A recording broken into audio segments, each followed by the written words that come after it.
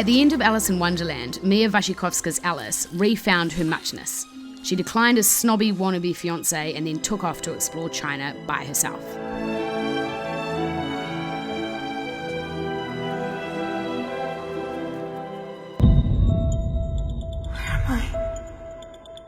Let's see. Note the Eastern-influenced clothing. Somehow between then and now, she's hit a rough patch. Fantasy. Screenwriter Linda Wolverton researched Victorian mores on being proper, and then had Alice be the opposite.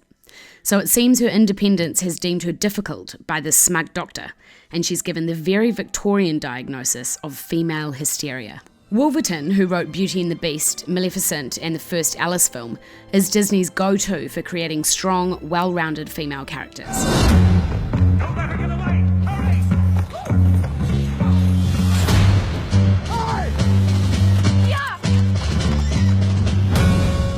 This blue guy is Absalom, voiced by the recently passed Alan Rickman. These dulcet tones make for his last screen role.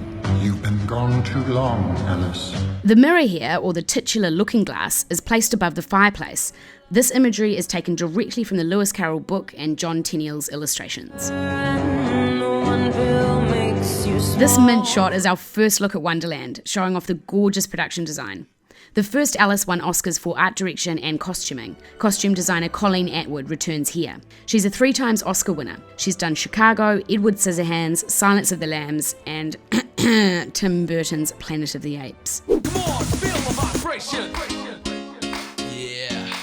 Hurry. The surreal image leads to a spill, echoing Alice's fall down the rabbit hole.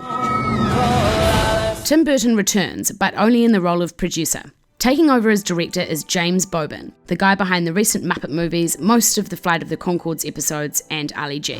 What's the matter? Johnny Depp is back as the Hatter, suffering some sleep-inducing ailment inside his appropriately hat-shaped house. Help him. It will be a race against time. The castle appears to be the lair of the movie's villain, part man, part clock.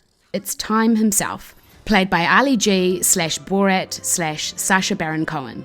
The theme of time looks to be an integral idea, as it is in the book. Whereas Wonderland concerns itself with spaces, shrinking and enlarging, Looking Glass plays with changes in time. So expect several winks and nods to the books.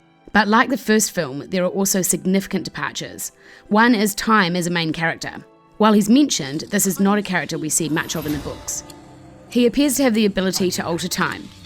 Look at the poor helpless frog. Suffers the indignity of being paused and then has to hear this pun. Your time is up. We're stuck us all at 1 minute to tea time. Tea time!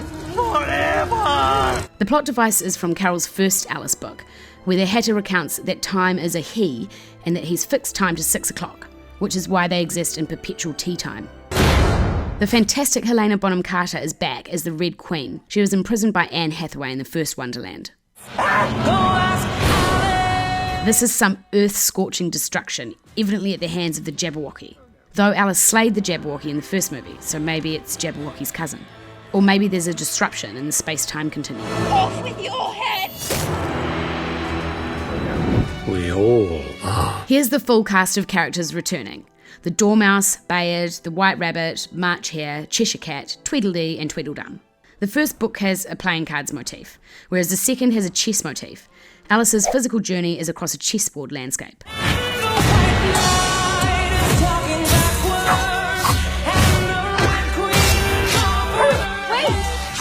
This song is Pink, covering Jefferson Airplane's Alice-inspired White Rabbit from the album Surrealistic Pillow. It was penned in about an hour by Grace Slick, and according to her, despite eager psychedelic theorists, it's about following your curiosity. Both the song and the books have a long association with trippy shiz, mind-altering chemicals, and other realities.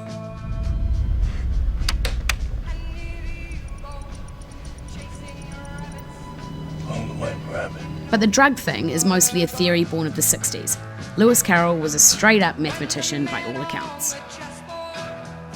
Oh, Alice, you always were an irksome, slurvish, interrupting thing. Wonderland is created entirely in a computer, shot on a green screen on a soundstage. Burton's approach, used in the first Alice film and replicated here, was to shoot the actors and then digitally alter them after.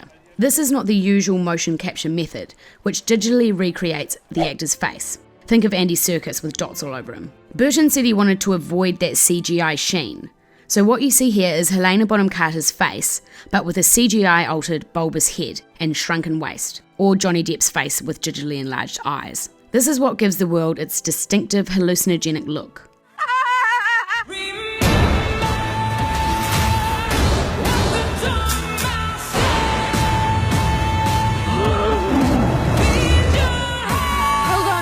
Here we see the gang in an orb, chased by what look like time robots, escaping into a smoky sea with a projected image of Stephen Fry's Cheshire Cat.